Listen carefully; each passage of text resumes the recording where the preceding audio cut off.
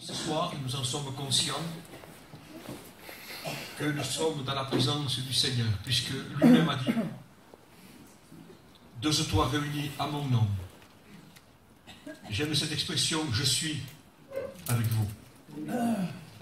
J'aime cette expression parce que si nous faisons un bond en arrière, quand tout le monde connaît cette histoire, même celui qui ne connaît pas l'Évangile, si on peut dire qu'on ne connaît pas l'Évangile aujourd'hui, eh bien, même dans cette histoire de Moïse, quand il monte en haut de la montagne et que Dieu l'appelle au saint ministère, et Moïse lui dit, mais tu m'envoies vers l'Égypte, mais qui dirais-je, qui est celui qui m'envoie? Que vais-je dire à ton peuple? Et Dieu va lui dire, tu diras, je suis, m'a envoyé.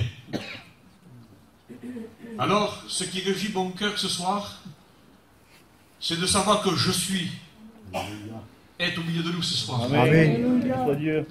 Et si auparavant, comme je disais un peu cet après-midi, il ne pouvait pas descendre sur la terre, il ne pouvait pas visiter les hommes, alors Dieu descendait sur une montagne, on appelait ça la montagne sacrée, que ce soit le Sinaï ou le Mont Horeb.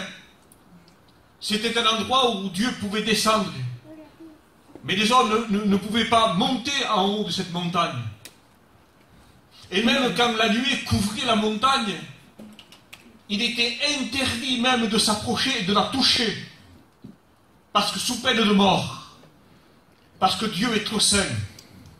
Et pardonnez-moi l'expression, l'homme trop souillé.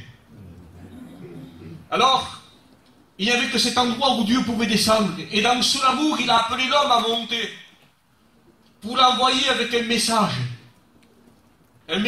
d'espoir, un message de salut, un message de délivrance.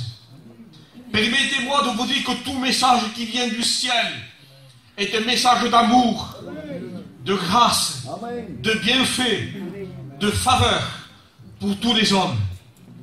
Alors, plus tard, le Seigneur voulait aller plus loin avec les êtres humains. Alors il va dire à Moïse, Moïse, écoute, tu feras une arche, tu feras un tabernacle, et tu le feras de telle et telle façon, de telle et telle manière, de telle et telle dimension, des tapis de telle et telle couleur. Et la Bible dit que Moïse fut fidèle dans tout ce que Dieu lui avait demandé. Et la preuve qu'il était fidèle dans tout ce qu'il avait demandé, quand l'arche de l'Alliance, quand le tabernacle a été construit, pour prouver comme quoi Dieu était d'accord, Dieu est descendu. La nuée de Dieu a rempli le tabernacle. Parce que Moïse avait fait tout ce que Dieu avait dit. Dieu ne peut descendre que sur l'obéissance. Amen. Dieu ne peut bénir là où il y a l'obéissance. Dieu ne peut bénir, secourir et guérir là où il y a la soumission et le respect de sa parole et de sa volonté. En dehors de l'obéissance, du respect à sa volonté, il ne peut bénir. D'ailleurs, n'est-il pas écrit, mon oreille n'est pas trop dure pour vous entendre, mon bras n'est pas trop court pour vous bénir. Il voudrait exaucer des prières. Il voudrait délivrer les captifs. Il voudrait délivrer des hommes et des femmes et des foyers. Mais Dieu dit, vos péchés vous cachent ma face. Vos péchés vous séparent de moi et m'empêchent de vous bénir. C'est le péché. Alors, mais Dieu dans son amour, Dieu toujours dans sa compassion, Dieu toujours dans sa miséricorde, parce que nous sommes son chef-d'œuvre, nous sommes sa créature.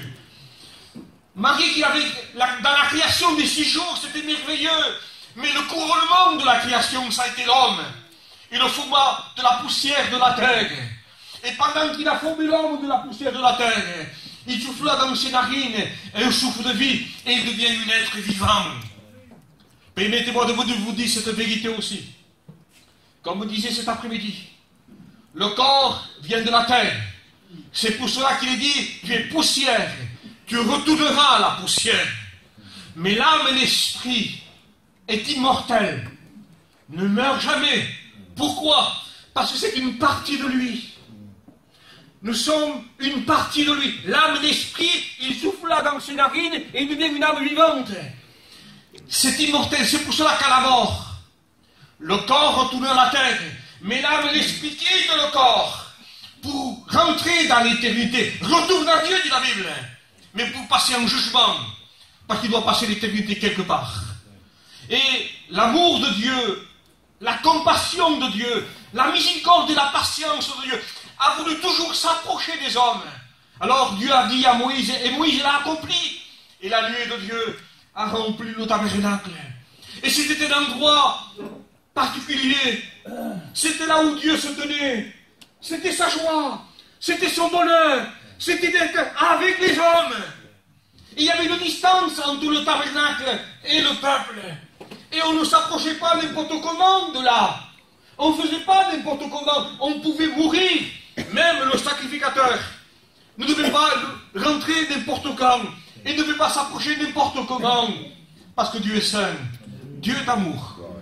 Dieu est pas sans miséricordieux, mais Dieu est saint. Amen. Vous comprenez? Il pardonne le pécheur qu'il se repent. Mais il ne supporte pas le péché. Vous comprenez cette réalité? Et le péché sépare l'homme. Et l'homme était séparé de Dieu par le péché, par la désobéissance. Et dans son amour, il a voulu toujours l'approche des êtres humains. Des êtres humains.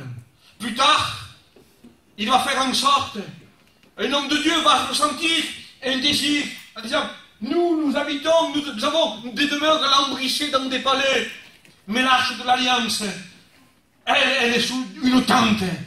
Je veux lui construire un temple. Et Dieu dit non, toi, c'est pas toi qui le feras. Tu es un homme de sang. Mais je susciterai un homme de paix. Et lui bâtira le temple à Jérusalem. Alors Dieu a permis qu'il y ait encore un endroit spécifique pour qu'il puisse descendre, pour qu'il puisse cohabiter non loin de l'homme. Parce que toujours Dieu a voulu bénir les hommes, secourir les hommes, délivrer les hommes. Parce qu'il voyait que l'être humain souffrait terriblement, sous un esclavage, sous une servitude, sous l'autorité du prince de ce monde. Jésus l'a appelé le prince de ce monde qui tient les hommes captifs à ses pieds, dans une obéissance totale. Combien d'hommes ont pu dire ici, je ne voulais pas faire le mal, mais j'étais poussé à le faire. Combien d'hommes pourraient dire ici, ils l'ont déjà dit, je ne voulais pas boire, mais j'étais esclave de l'alcool. Je ne voulais pas me piquer à l'héroïne, mais c'était plus fort que moi. Je ne voulais pas quitter ma femme, mais j'ai été poussé à le faire. Des foyers brisés, anéantis, toujours une seule maladie, un seul fléau, la puissance du péché. Permettez-moi de vous dire cette vérité. Si Dieu ne peut pas bénir quelqu'un qui vit dans le péché, eh bien, ce qui rend l'homme malheureux, c'est la puissance du péché. Mais le péché vous lie à quelqu'un. Le péché vous lie à la malédiction. Le péché vous lie à la dépression, à l'angoisse, aux pensées suicidaires. C'est la puissance du péché qui fait ça. C'est un mal terrible et horrible. Mais Dieu, dans son amour, il ne voulait pas laisser l'homme dans cette souffrance, dans cette, je dirais, esclavage, servitude. Alors le temple à Jérusalem, mais le péché est venu, l'habitude s'est installée, même parmi les sacrificateurs après, à tel point qu'il a fallu que Dieu quitte le temple. Il a quitté le temple, il a quitté Jérusalem, il est reparti dans son lieu saint. Dieu ne pouvait pas rester parce que le cœur de l'homme est méchant, le cœur de l'homme est tortueux. Le cœur de l'homme est né dans le péché, et vit dans le péché, et est plongé dans le péché. À la fin des temps, les hommes sont égoïstes, fanfarons, blasphémateurs, orgueilleux, ennemis des gens de bien, traîtres, enflés d'orgueil, et ce qui était le comble de tout, aimant le plaisir plus que Dieu, et les choses de Dieu. Voilà le portrait de l'être humain de la terre. Et Dieu savait que l'homme était tenu dans une main puissante, qui s'appelle le prince de ce monde. Et alors, il fallait notre moyen, parce que Dieu dans son amour, Dieu dans sa grâce, un constat dans le ciel, un cri retentit dans le ciel, dans le firmament. Mais comment faire? Mais qui enverrai-je? qui marchera pour nous, qui pourra délivrer les hommes, apporter la lumière sur la terre, délivrer l'être humain, délivrer ma créature. C'est moi le Créateur. Il dira dans les prophètes, j'ai élevé des enfants, je les ai éduqués, je les ai nourris. Ils se sont révoltés contre moi. L'homme a eu les poils rebelles contre Dieu, en disant je suis Dieu, je n'ai pas besoin de Dieu, je n'ai pas besoin d'une religion. On ne te présente pas une religion. C'est une personne réelle et divine remplie d'amour pour toi. Un être rempli d'amour et de compassion, mais de sainteté, de vérité et de justice. Alors, une autre voie, la Bible dira que sa droite lui est venue en aide. Qui était sa droite de Dieu le Père? C'était celui qui existait en forme de Dieu, dit la Bible. Celui qui était égal avec Dieu, dit la Bible. Celui qui était là, qui faisait la beauté du ciel. L'unique, le seul. Me voici. Envoie-moi. Envoie-moi. Forme-moi un corps. Giguez-moi. Giguez-moi. J'aime cette expression qui se trouve dans le livre des Galates, au chapitre 4 et verset 4. Lorsque le temps fut accompli, Dieu envoya son Fils. Dieu envoya son Fils, né d'une femme, né sous la loi. Pourquoi faire? Eh bien, le texte ajoute au verset 5, afin de racheter tous ceux qui étaient sous l'emprise de la loi. Ça veut dire tous ceux qui vivaient sous la malédiction de la loi. Parce que la loi dit, celui qui pêche mourra. Et comme les hommes s'étaient donnés au péché, livrés au péché, s'est rendu esclave du péché, alors qu'ils étaient sous la loi, sous une condamnation, sous un châtiment qui devait les atteindre tous. La Bible dira qu'à la fin des temps, Dieu a parlé par les siècles, par des prophètes, par des moyens. Mais à la fin des temps, la Bible dit, Dieu a parlé par le Fils. Dieu a parlé par son Fils. Dieu a vu que les hommes étaient malades, et Dieu dit, il envoya sa parole, et il les guérit. La parole, faite chair, est venue pleine de grâce et de vérité habitée parmi les hommes. Oh, merci Seigneur pour cet amour pour moi. Amen. J'étais esclave. Et il est venu dit le texte, afin de nous racheter. Me racheter? Mais qu'est-ce que cela veut dire, me racheter? Eh bien, parce que la Bible me dit que j'étais vendu. Je m'étais vendu. Personne ne m'avait vendu. Je m'étais vendu. Je m'étais vendu par le péché à un roi, à un seigneur et un maître qui gouvernait ma vie. Oui, j'étais esclave. Oui, j'étais asservi. Autrefois, dit dans le texte encore, vous ne connaissiez pas Dieu. Et parce qu'on ne le connaissait pas, parce qu'on ne connaissait pas l'évangile, vous serviez des dieux qui n'étaient pas par la nature. Il dit, vous ne connaissiez pas Dieu. Vous n'avez pas entendu la bonne nouvelle du royaume des cieux. Vous serviez des dieux qui ne le sont pas par la nature. Vous serviez des dieux, le Dieu de l'argent, le Dieu de ce siècle, le Dieu de ce monde. Oh, on peut appeler des dieux. Il y a des dieux qui gèrent le monde, qui règnent dans le monde. Chacun a ses dieux. Le dieu du sport. Si tu fais du sport, pour faire du sport parce que tu aimes, c'est bien. Mais il y en a qui sont idolâtres du sport, ils ne pensent qu'à ça. Et qu'est-ce que ça veut dire qu'ils sont idolâtres du sport? C'est quand ils oublient tout, femmes, enfants, tout le monde. Il n'y a plus rien qui compte. Ça. Et quand ils perdent, ils se suicident parce qu'ils disent je suis plus dans le coup. Quelle folie l'être humain. Dieu a fait des biens, Dieu a donné des cadeaux, des dons. Dieu a donné des richesses. Mais l'homme ne sait pas s'en servir. L'homme ne sait pas. Il dit, autrefois, vous ne connaissez pas Dieu et vous servez des dieux. Vous vous êtes fait des dieux. Et la Bible parle d'un Dieu. Un Dieu qui offre certaines choses. Un Dieu qui offre certaines choses. Un Dieu qui offre certains plaisirs. Un Dieu qui offre certaines joies éphémères, passagères. Un Dieu qui offre une certaine gloire, une certaine richesse, une certaine réussite. un nom en haut de l'affiche, en haut de tout pour tomber de bien plus haut encore et bien plus bas après.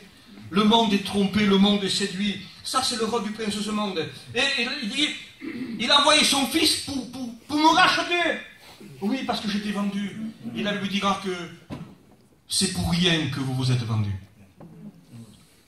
Vous vous êtes vendu pour rien. Quand je mens, je me vends. Quand je triche, je me vends. Quand il y a de la haine dans mon cœur, je vends mon âme. Quand il y a de la méchanceté, je vends mon âme. Quand j'ai des ennemis, des personnes que je ne supporte pas, je vends mon âme. Pardonnez-moi l'expression, quand tu trompes ta femme, tu vends ton âme. Quand tu trompes ton mari, tu vends ton âme. C'est le Dieu de ce siècle, c'est à la mode aujourd'hui. C'est normal, c'est logique. On est anciens et démodés aujourd'hui, si on ne se trompe pas mutuellement. On se fait une gloire aujourd'hui de ce qui fait une honte. On se fait une gloire de dire « Oh, moi je me suis marié d'autres fois. » J'écoutais une fois un homme qui parlait comme ça. Je l'ai regardé comme ça. Il me dit « Je me suis marié, j'ai divorcé, je me suis marié, j'ai divorcé. » Je l'ai regardé avec un peu de mépris dans mon cœur. Ah, et les enfants, qu'est-ce que vous en faites? Et les enfants, qu'est-ce que vous en faites? Ça compte pas, les enfants. C'est rien du tout, un enfant. C'est pas important. C'est un chien. Je ne lui ai pas dit ça, mais je lui ai dit ça quand même. Je lui ai dit, mais les enfants, qu'est-ce que vous en faites? Et je me suis tué, je suis parti. Parce que ça m'allait pas. J'étais en colère contre la gloire qu'il se faisait de son péché. Et les hommes se font une gloire du péché. Une gloire de ce qui fait la honte. La honte. Ils sont plus pères de famille, ça manque totalement. J'ai écouté une fois la radio. Une jeune fille parlait. Je crois qu'elle avait entre 12 et 14 ans. Et cette jeune fille parlait à la radio. Voilà, mon père m'a dit que maintenant je dois me débrouiller. Qu'il a l'affaire, c'est pour moi, et maintenant il ne peut plus me maintenir, et il m'a mis à la porte. Je me demande qui c'est qui est possédé, si c'est le démon ou si c'est lui. Comment c'est possible? Pardonnez-moi l'expression, tes entrailles à toi. Va-t'en maintenant, j'étais assez nourri, va-t'en maintenant, va-t'en. Mais c'est l'esprit de l'antichrist, ça, c'est l'esprit du monde, c'est la méchanceté même. C'est pas le cœur de Dieu, ça. C'est être un animal. La Bible dit que l'homme a créé l'homme droit. Il a créé de la terre. Et j'aime cette expression d'un serviteur de Dieu que vous connaissez tous, et souvent il prend cette image. Dieu a créé l'homme droit. Et par son péché, il s'est courbé. Tandis que les hommes disent non, non, nous vient du singe. Ils disent les hommes, pour justifier leur cœur tordu, ils disent non, non, nous étions un animal comme ça, et avec le siècle, on s'est redressé. Faux!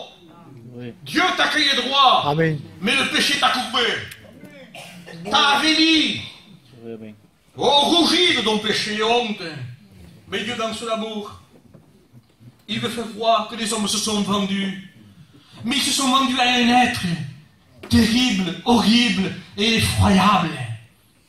Un être qui fait tout pour qu'il y ait la guerre, qui fait tout pour qu'il y ait des enfants qui meurent, qui fait tout pour que des hommes se fassent exploser, qui fait tout pour qu'il y ait des orphelins, qui fait tout pour qu'il y ait des séparations, qui fait tout pour qu'il y ait des suicides, qui fait tout pour qu'on soit alcoolique, toxicomane, dealer. Il fait tout pour que l'homme s'avilit de plus en plus, se détruise de plus en plus. Vous vous êtes vendu, mais c'est pour rien que vous êtes vendu. Pour rien, vous vendez votre âme, pour rien, vous êtes malheureux, pour rien. Il n'a rien à vous offrir, le prince de ce monde. Dans cette vie, il n'y a rien de bon, il n'y a rien de valable. Tout est corrompu et souillé par la puissance du péché. Mais un cri se fait entendre encore plus bas, il dit, mais ce n'est pas à prix d'argent que vous serez racheté. Ce n'est pas à prix d'argent que vous serez racheté. Parce que ni l'or, ni l'argent ne peut racheter un homme.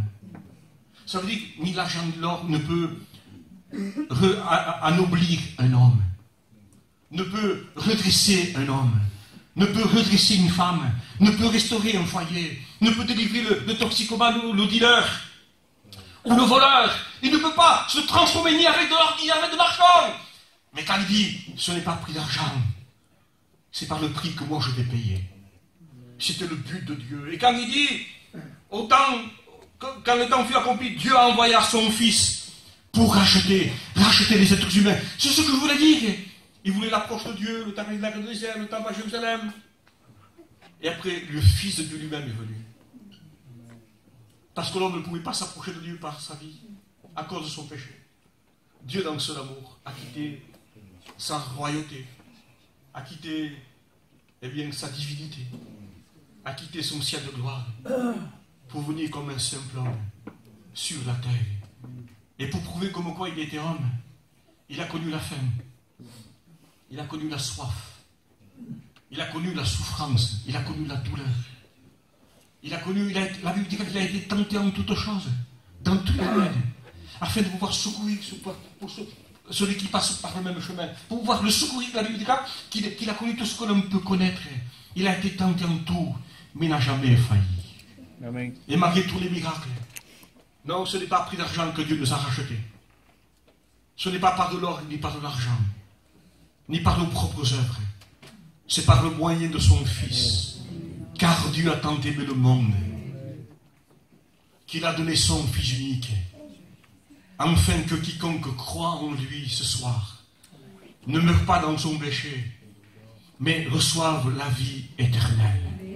Le but de cette réunion, ce n'est pas que tu te sentes mieux. Le but de cette réunion, ce n'est pas que tu sois guéri dans ton corps d'une maladie, malgré que le Seigneur le fait dans son amour et dans sa grâce. Oh, le but de cette réunion, ce n'est pas que tu dormes mieux ce soir. Ah, depuis que je vais la réunion, je dors mieux. C'est pour que tu sois libéré de la puissance du péché. Amen. Qui te lie au prince de ce monde. Et le prince de ce monde a un but. De te tenir pardonnez-moi l'expression, c'est la Bible qui le dit, comme avec une laisse. La Bible dit qu'il les a capturés pour les soumettre à sa volonté. J'ai les textes là-dessus. Il les a capturés pour les soumettre à ses pieds. Pour se les soumettre. Lui, son but, son régal, son plaisir, le prince de ce monde. Comme il a de la haine contre Dieu. Comme il ne supporte pas Dieu. Parce que Dieu est saint et lui est souillé. Dieu est vérité, lui est mensonge, il est le père du mensonge. Vous comprenez ça? Lui, lumière, lui, il est ténèbres. Lui, c'est la bénédiction même, et lui, c'est la malédiction même. Il ne supporte pas, il fait la guerre au ciel. Alors, il se tourne vers la créature que Dieu a créée. Et il c'est des Éphésiens. Son but, c'est qu'on quitte la terre sans avoir demandé pardon à Dieu. Son but, c'est de vous faire croire que tu le feras plus tard. Tu le feras plus tard. Pour te faire croire que tu es éternel. Alors le diable a dit à Ève, mais non, tu ne mourras pas. Mais non, tu seras plus intelligente. Quelle intelligence? Elle a porté la mort dans sa maison. Deux fils, l'un a tué l'autre. C'est parce qu'elle s'est ouverte au péché. Quand on s'ouvre au péché, ça porte la malédiction. Là, Dieu dit que la malédiction, non pas d'un homme, parce qu'un homme peut me maudire, mais ça va pas plus loin. Pardonnez-moi, un démon peut me maudire. Ça ne change rien, ça ne me fera rien. Mais la Bible dit, la malédiction de l'Éternel est dans la maison du pécheur. Alors, qui vient dans mon secours? À qui je vais appeler à l'aide? C'est le sommet. Il n'y a pas plus haut. Le seul qui peut le secourir, c'est lui. Et si sa malédiction vient de lui, je ne fiche plus. C'est qu'on meurt sans accepter la grâce. J'ai dit ici à la dernière réunion, les hommes n'iront pas à l'enfer parce qu'ils ont péché. Les hommes iront en enfer parce qu'ils refusent le pardon que Dieu leur donne. Amen. Parce que l'amour de Dieu, justement, c'est de pardonner les hommes. Jésus n'était pas mort à la croix.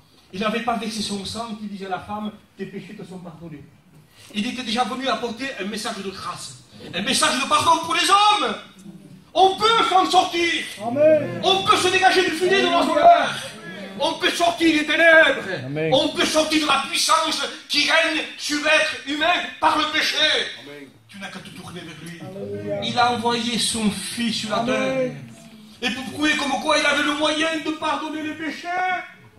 Il dit alors, parce que les gens murmuraient, qui est-il lui qui pardonne les péchés? Et Jésus leur dit, mais qu'est-il plus facile? De dire que tes péchés sont pardonnés que ce ne sera pas? C'est plus facile de dire ça. Tes péchés sont pardonnés. Il n'y a rien. Ou de dire à un paralytique, lève-toi et marche. Alors il dit, pour que vous croyez et que vous sachiez que le Fils de l'homme a sur la terre le pouvoir de pardonner les péchés. Il dit au paralytique, lève-toi et marche. Et le paralytique, pour dire les hommes, j'ai le pouvoir de vous pardonner, de vous laver, de vous sanctifier, de vous justifier. Parce que là, il parle de rachat. Il parle de rachat. Mais pour qu'il y ait rachat, parce que Dieu est saint et Dieu est juste, il fallait que le sang coule. Mais le sang innocent, non pas de l'animal. Non, non, non. Non pas par le moyen des hommes. Non, non, non. Il fallait que le sang coule. Il fallait que le châtiment, la justice de Dieu tombe quelque part. Il fallait que le jugement tombe quelque part. Et quand Jésus a dit, faut moi encore, il savait à quoi il s'engageait. Il s'est engagé à devenir, comme dira Jean le Baptiste, voici l'agneau de Dieu qui ôte le péché du monde entier. Mais attention, ça ne veut pas dire qu'il enlève le péché qui sauve tout le monde. Ça serait trop beau, trop facile de dire, il est mort pour sauver le monde entier, alors je suis sauvé. Non, non. Si tu aimes et pratiques le mensonge, si tu aimes et pratiques le péché, si tu aimes et pratiques le mal, et tu te plonges dans le mal, non, non, tu n'es pas sauvé, tu es perdu, tu es condamné, tu es en proie à bien des tourments et de l'angoisse de dire sur la terre. Et après, quand le fil de ta vie sera coupé, tu rentreras dans l'éternité pour passer l'éternité quelque part. Et ça, on doit le savoir. Non, non, le pardon est pour celui qui avoue son péché, qui le délaisse. Amen. Il disait à une femme, va et ne pêche plus. Mais je ne peux pas, moi, je suis né dans le péché. J'ai grandi dans le péché. Mais l'amour de Dieu est encore là. Je te rachète, moi. Amen. Je te donne une vie nouvelle. Je te lave par l'eau de ma parole. Et là où la parole est limitée, là où ça ne peut pas aller plus loin, je te purifie par mon sang. Je te purifie par mon sang. Et par ma mort, je te justifie. Mais non pas simplement devant les hommes, je te justifie. Je te déclare innocent, acquitté. Il a effacé l'acte des ordonnances qui nous condamnaient, dit la Bible. Il y a des actes des ordonnances comme un casier judiciaire. Il y a des condamnations que nous avons subies. Et ça, quand on veut savoir qui vous êtes, eh bien on tape quelque part et on sait tout ce que vous avez fait. Et la Bible dit que il y a un livre du bien, le livre des œuvres, le film de ta vie, si tu veux mieux. Tout est écrit. Même les paroles vaines que tu as dites sont écrites. Mais la Bible dit que quand quelqu'un se repent, accepte le pardon, et que le sang de Jésus le purifie parce qu'il accepte le pardon, eh bien, il efface l'acte, les ordonnances, il détruit les preuves qu'il y avait contre toi. Soit Dieu, amen. Et il n'y a plus aucun homme qui peut t'accuser, te condamner. Qui que tu sois, quoi que tu aies fait, le diable ne peut plus te condamner non plus. Il n'y a plus rien. Il n'y a plus rien. Il n'y a plus rien, il n'y a que le sang. Déjà dans le tabernacle. Dans le tabernacle, il y avait l'arche de l'alliance. Et dans l'arche de l'alliance, il y avait des chérubins avec les yeux déployés, elles se touchaient l'une à l'autre. Et juste en dessous, il y avait un couvercle en or. Dans l'arche de l'alliance, il y avait un vase avec la manne qu'ils avaient mangé dans le désert. Il y avait les rouleaux du Pentateuque, les 5 premiers livres de Moïse. Il y avait les tables de la loi, le bâton d'Aaron. Et il fallait qu'une fois l'année, le sacrificateur vienne avec du sang d'animal, fasse le sacrifice pour que le péché soit couvert, pour ne pas que le jugement tombe sur les hommes. Donc, il venait là et il mettait le sang. Et la Bible dit, l'Éternel regardait par-dessus les chérubins. Qu'est-ce qu'il voyait?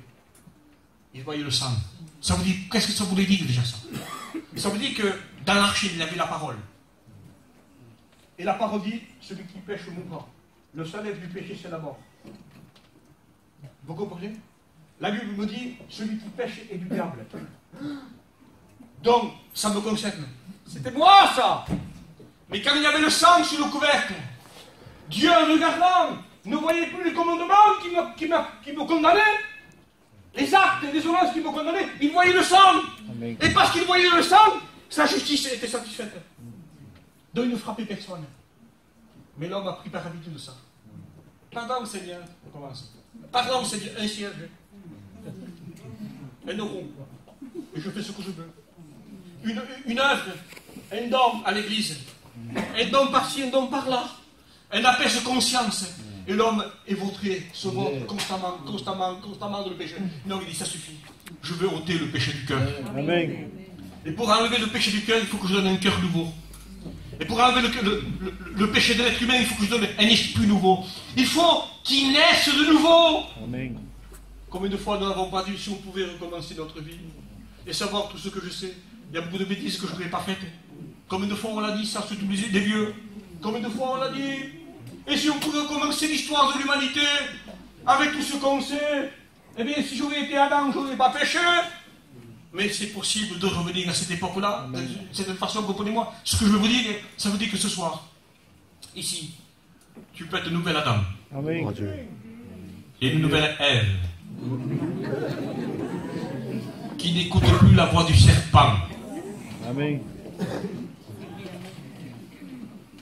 Oui, c'est possible de recommencer tout à zéro. Amen. Notre Dieu. Balayer notre vie passée. Être une nouvelle créature, une nouvelle création. Amen. Selon Dieu et pour Dieu. Ah non, ce n'est pas par les animaux, par de l'argent. Non, non, il dit, c'est moi qui vous rachète cette fois. Amen. C'est moi l'agneau, c'est moi qui viens. On l'a crucifié, on l'a levé entre ciel et terre. Et même dans sa mort, il n'a porté que bénédiction. Même dans sa mort, même pendant sa mort, celui qui était à côté de lui, qui blasphémait contre lui, qui le maltraitait, à un moment donné, il a compris que pour lui c'était justice. Ne dis pas si Dieu me sort de ça, je croirai. Si Dieu me guérit, je croirai. Si Dieu solutionne mon fils, ma fille, ou tel problème, je croirai.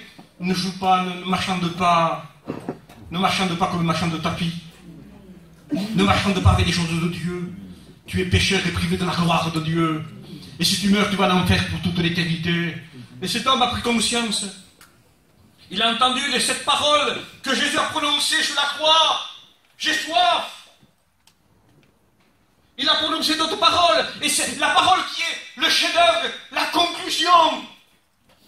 Père, pardonne-leur car ils ne savent ce qu'ils font. Alors, le brigand l'a entendu, il dit, Seigneur. L'autre brigand a dit, pour nous, ne parle plus comme ça. C'est justice.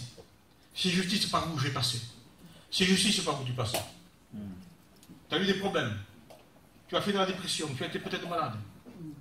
Ton foyer est cassé peut-être. Ton commerce ne va pas. Tu n'as plus de travail. Tu ne sais plus où te tourner. Tu ne vois pas d'issue. C'est noir. Tu es dans une pièce sans aucune sortie de secours. 30 ans, 80 ans. Parce que tu as voulu vivre sans Dieu. Parce que tu as voulu vivre ta propre vie. Parce que tu as voulu t'en sortir par tes propres moyens. Tu n'as qu'à t'apprendre toi-même. Et si t'es arrivé des catastrophes dans ta vie, tu n'as qu'à dire, c'est justice, j'ai tourné le dos à Dieu. J'ai tourné le dos à celui qui pouvait me solutionner. Regardez le cœur tordu des hommes. Dieu n'existe pas. Dieu n'existe pas. J'ai réussi, moi. J'ai gagné, moi. J'ai fait, moi. Je suis quelqu'un, moi. Mais quand il y a un malheur, une catastrophe, un cataclysme, où est Dieu? Pourquoi c'est Dieu alors? Parce que Dieu n'existe pas. Cœur tordu. Cœur rebelle. Cœur méchant. Cœur comme le prince de ce monde qui est méchant. Pour nous, il dit c'est justice. Mais lui n'a rien fait, c'est injustice.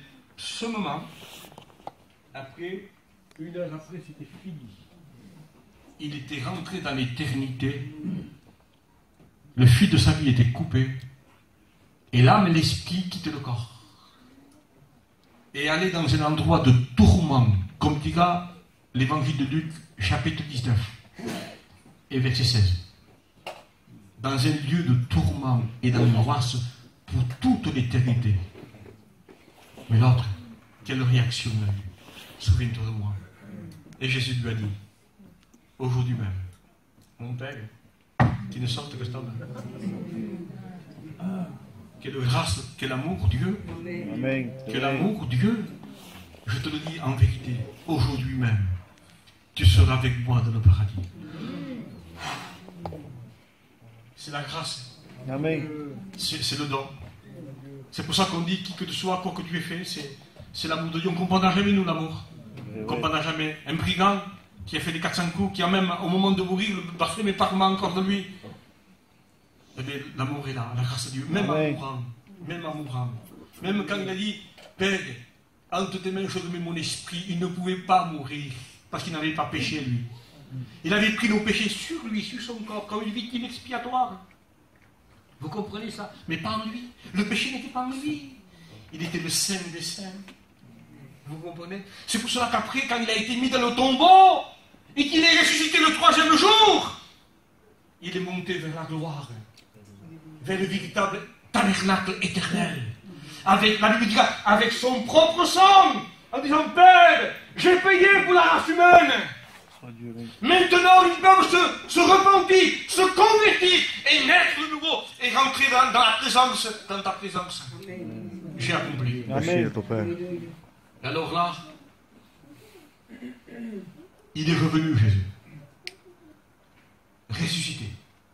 Et pendant 40 jours, il est encore resté avec les disciples. 500 hommes à la fois l'ont vu ressusciter. Les apôtres l'ont vu ressusciter. Des centaines de personnes l'ont vu ressusciter. Et pour voir comme quoi ce n'était pas un fantôme, il dit, tiens, donnez-moi à manger. Et celui qui ne croyait pas, il dit, mets ton doigt là, mets ta main là. Vous savez qu'un fantôme n'a ni chaise ni haut. Pour leur montrer. Il est là pendant 40 jours encore qu'il les a enseignés. Et avant de monter dans la gloire à l'ascension, il dira, voilà, allez par tout le monde maintenant. Allez partout. Allez là où il y a des malheureux, des dépressifs, des angoissés, des suicidaires. Là où il y a des cœurs brisés. Là où il y a des hommes qui souffrent, des femmes qui souffrent, des enfants qui souffrent. Annonce-leur la repentance, la conversion. Annonce-leur l'évangile. Annoncez-leur que j'ai payé pour eux. Amen. Je suis mort à la croix pour eux. Et mon sang a le pouvoir de les pardonner, de leurs péchés et de leur iniquité. Alors comment est-ce possible de passer à côté? Comment est-ce possible, nous qui sommes arrivés au XXe siècle, nous avons déjà terminé plutôt, puisque nous avons déjà entamé le 3e millénaire. Nous vivons un temps terrible. Et je vais conclure par certains textes de la part du Seigneur, pour qu'on s'aperçoive quel temps nous sommes en train de vivre. Ésaïe chapitre 1, verset 6. La tête entière est malade. On va se tourner vers la politique pour s'en sortir. La tête entière est malade. Et tout le corps, la société, est souffrant.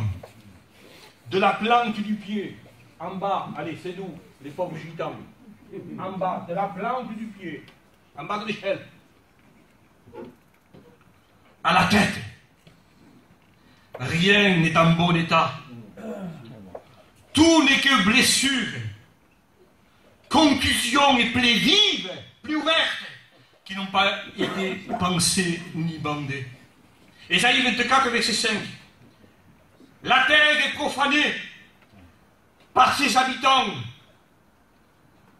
C'est pourquoi la malédiction dévore la terre et ses habitants emportent la culpabilité. Ésaïe 66, verset 4. Parce que j'ai appelé et que personne n'a répondu, je vous en supplie, qu'il y ait au moins un qui réponde à cet appel ce soir. Parce que j'ai appelé et que personne n'a répondu. Parce que j'ai parlé et ils n'ont pas écouté. Mais ils ont fait le mal à mes yeux. Alors il dit après plus tard dans notre texte la conséquence. Proverbe chapitre 1 verset 27. Quand la terreur viendra sur vous comme une tempête et que le malheur arrivera sur vous comme un tourbillon, quand l'angoisse et la détresse viendront sur vous, alors ils me chercheront et ne me trouveront pas. Ils m'appelleront et je ne les écouterai pas. Il viendra un temps où ce sera trop tard. Il viendra un temps où la porte de la grâce va se fermer. Avant que ce temps ne vienne, tout est là, prophétiquement. Tout est là par rapport à ce que le Maître a dit. Quand, Seigneur, la fin du monde, avec les disciples, quand la fin, tremblement de terre, peste, famine, soulèvement, épidémie, guerre, bruit de guerre, quand vous verrez des signes dans le ciel, quand vous verrez qu'il y aura des phénomènes étranges dans le ciel, ne voyez-vous pas des moments étranges dans le ciel, des signes dans le ciel? Bouleversement climatique, bouleversement politique, bouleversement économique et bouleversement familial. Tout est là. Les dernières prophéties. Parce qu'il est écrit que toute nation un jour voudront faire la guerre à son peuple. Se tourneront contre son peuple. C'est prophétique, mais ça, ce sont des signes. En 68, en 73, ce sont des signes des temps de la fin. Ce n'est pas les signes de quelqu'un qui a raison. Non, ce sont des signes, le Seigneur a donné des signes pour qu'on comprenne les temps qu'on vit. Des temps difficiles, des temps de la fin. Toutes les nations s'assembleront pour faire la guerre. Que nous puissions comprendre les temps que nous sommes en train de vivre. Des temps dangereux, périlleux, où il est temps de se tourner vers celui qui nous aime. Le temps où il faut se tourner vers celui qui a manifesté son amour, sa grâce et sa bonté. Voulez-vous qu'on incline la tête?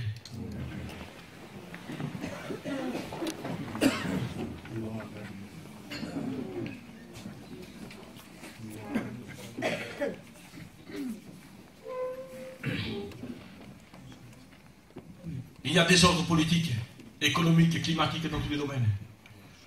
Les hommes, même athées, des savants, se disent ça ne peut pas aller plus loin. Il va se passer quelque chose. C'est bizarre, ce n'est pas normal. La terre, eh bien, vacille, elle titube comme un homme ivre. La terre craque. Tout va mal. Il va se passer quelque chose. Les médias le disent, les nations le disent. Ils ne savent que faire. Ils cherchent la solution. Ils cherchent un moyen. Et c'est là où ils vont se tourner vers un homme, un super-homme, qui lui apportera une certaine solution, qui apportera un certain médicament, et qui va se faire passer pour le Christ. Et les hommes vont être séduits. On l'appelle l'Antichrist. Si vous ne recevez pas le Christ, vous recevez l'Antichrist. Jésus a dit, je suis venu au nom de mon Père, manifestant des miracles et des prodiges, vous ne l'avez pas reçu. Quelqu'un viendra en son propre nom et vous le recevrez. Parce qu'ils n'ont pas eu l'amour de la vérité, la Bible dit. Dieu les frappera de l'esprit d'égarement pour qu'ils croient au mensonge. Nous vous en supplions ce soir. Tournez-vous vers Dieu. Amen. Repentez-vous. Ne vous laissez pas distraire. C'est là que ça se passe. L'appel, elle est là.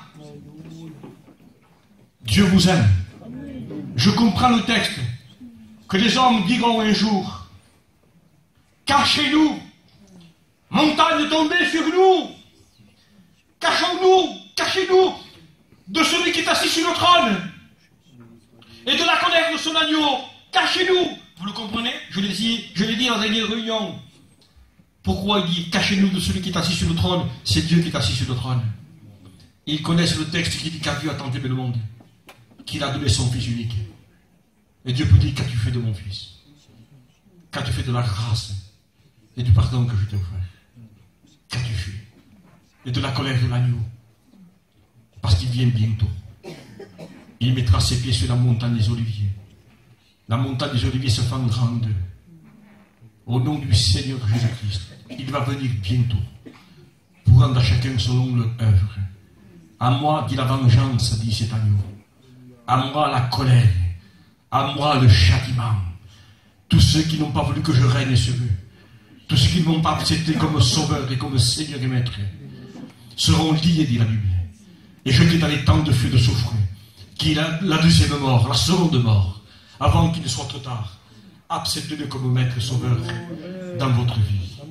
Béni soit le Seigneur. Y aurait-il quelqu'un ce soir, sans vous demander de venir devant?